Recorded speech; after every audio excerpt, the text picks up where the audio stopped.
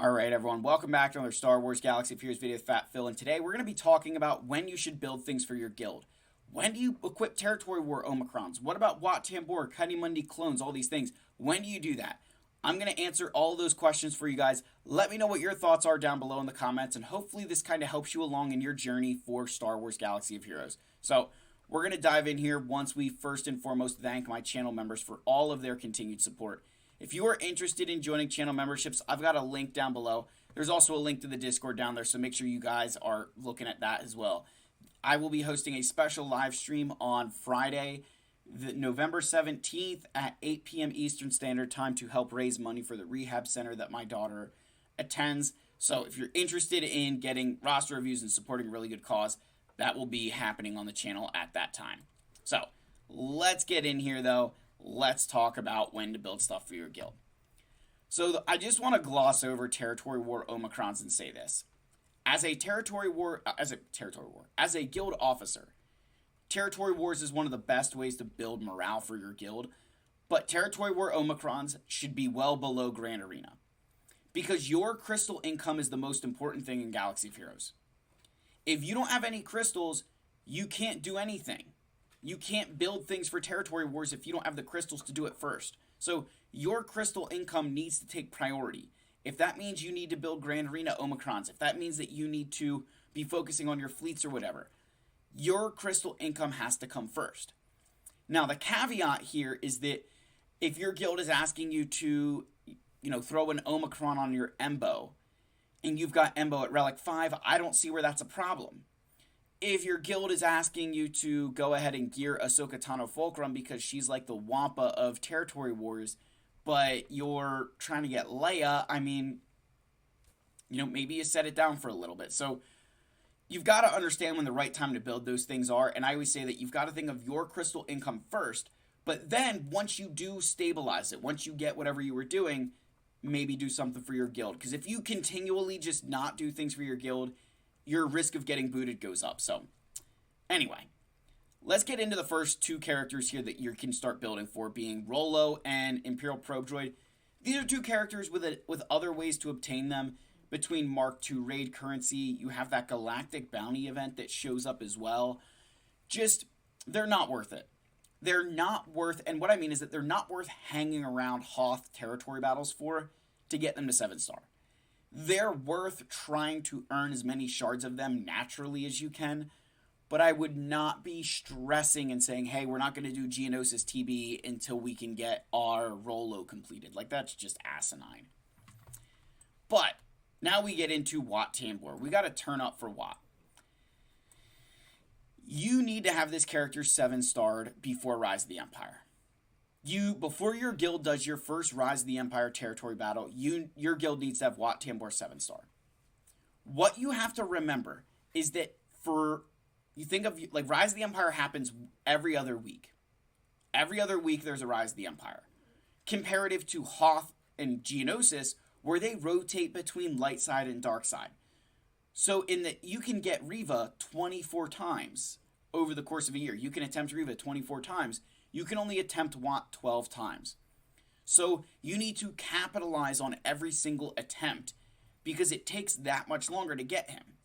So if your guild has 25 people who are Riva ready and 50 people who are Wat Tambor ready, and they were both going to do the same, their territory battles, like you're going to do all of your Rise of the Empire and you're going to do all of your Geonosis, you'll get to, like, at the end of, whatever period of time, you're going to get to the same place because you both will have been farming this character for that period of time, if it makes sense. That those 25 players who are getting Riva, those 50 players who are getting, Wat Tambor, they're going to end up meeting in the middle and saying, hey, we finished at the same time.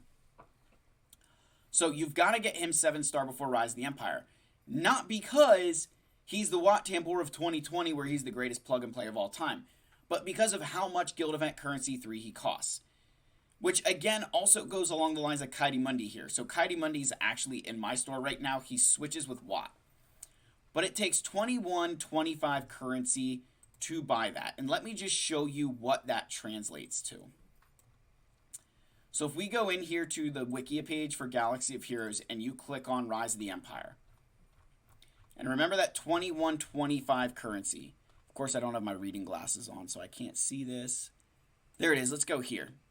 All right, so here's the rewards for 30 stars. Just actually, you know what? We'll go to the max. The max stars is 55 stars. You're going to get 9,100 guild event currency 3. If your guild maxes out, you can buy Kidi Mundy or Wat Tambor 4 times. You can get 20 shards of them. So you can get 20 shards of that character. Have a little bit of get 3 left over. That's it, right? That's all you're getting out of that. So you skipped that, your light side GOTB, you can get 20 shards of Kidi Mundy with that guild event currency 3 if you are hitting the maximum amount of stars in Galaxy of Fears. If you're hitting the maximum number of stars in TB, then you can get 20 camp shards.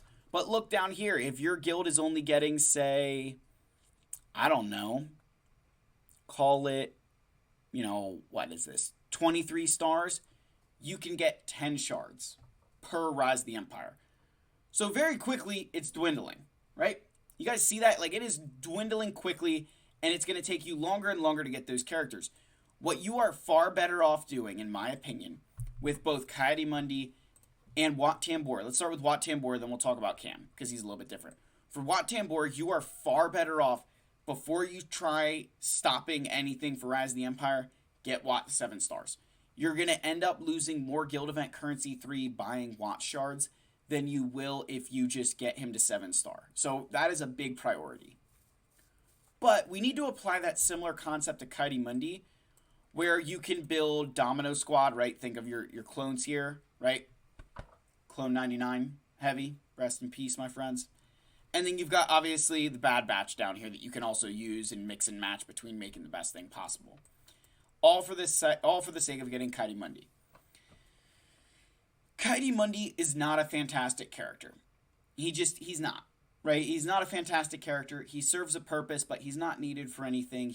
And by not needed, we use him in the Qui-Gon Jinn team, but he's not a character that's needed for a Galactic Legend farm. So in my opinion, you wait for your guild to get 50 of 50 players who have clones capable of beating that mission, and then you make that conscious decision that whatever point you're at in the guild, we're going to go do, 7 light side GOTBs in a row. We're going to do 7 months of light side GOTB so that we can get Kidi Mundy 50 out of 50. That's our goal. And maybe you do that 6th one and you guys are only a few shards off and you're like, hey, we've done the math and it makes more sense if we just go back to Rise of the Empire and buy the last couple of shards with our get 3. So that would be another way to do that. But I would wait to be 50 of 50. Like, I would not make Kidi Mundy a priority until your guild is ready and has everyone available to do it. Because otherwise, you're just pissing away rewards. Now we get to the Super Weenie Hut Jr. squad and the Inquisitors trying to get Reva. In my opinion, as a guild, you should wait until you're settled into Rise of the Empire territory battles before really making this a strong priority. Now, by settled into Rise of the Empire, I mean that you've done it a couple of times, you understand what your reach is. Your guild is starting to farm the things you need to complete operations. You can't just go into it blindly and be like, everybody farm Inquisitors, and then you don't even make it to Tatooine to attempt the mission.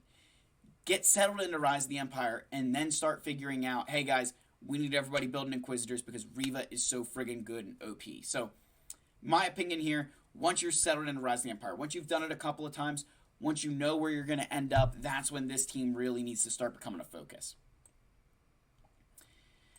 All right, next we've got to talk about operations. When do you start building the characters for operations? So the first 3 that I have here are pretty easy. You've got Maul, you've got Ben Solo, Iden Versio, characters that have uses outside of territory battles. This is where, as a guild, you should try to focus first. Focused on building those characters for the operations that are going to benefit the player base first. Hey, you've got to relegate your Iden. I mean, that's a win-win situation. She's a great pilot. She's a great character. People would be lining up to do that. Relegates on Ben Solo and Maul. People would be more than willing to do those things, right? Because they're good characters. But then you got some of these ones that you've got to build for operations. And building ones like Boba Fett, Sign of Jango, Ugnaught, and Snowtrooper, for example. These are the ones where you've got to look at, hey, I need to be in a good place. Like, I'm not just going to go ahead and throw Relic 8 on Snowtrooper on a whim. I've got to get Leia. I've got to get her team situated. I've got to get Mod situated, and then I can worry about taking him. You've got to still focus on your crystal income first, but that you want to start building some of these secondary characters that you need for other operations, particularly because if I was to leave my guild today, I'm not planning on doing this at all, but if I was planning on leaving my guild today, and I've got a Relic 5 Uvenat and a Relic 7 Boba Fett Sign of Django, that makes me a very valuable player for territory battles, because those are less desirable farms. A lot of people will have a Relic 8 Starkiller because they love Starkiller, but how many of them have a Relic 5 Ugnaught? You know, like, will the real Slim Shady please stand up? The next thing to think about is the Zepho rewards. I know a lot of players are starting to think about this.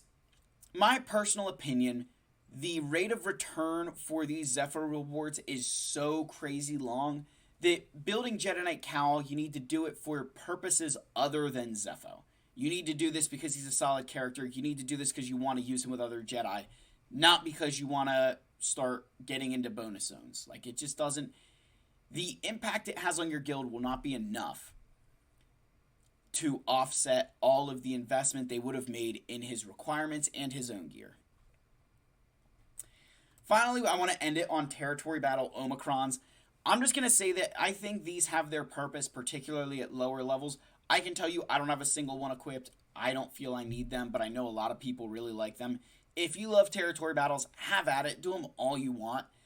But I would not recommend as a guild that we focus on something like Territory Battle Omicrons when combat missions have been kind of shrunk down to say, hey, we value the collective and not a single person. So that's kind of where I stand there. I just don't think Territory Battle Omicrons are worth the investment when there's far better things to upgrade. That's the end of the video. Let me know your thoughts down below. I love all you guys. May the Force be with you, and I'll see you in the next vid. And I'll see you in the next one. Cheers.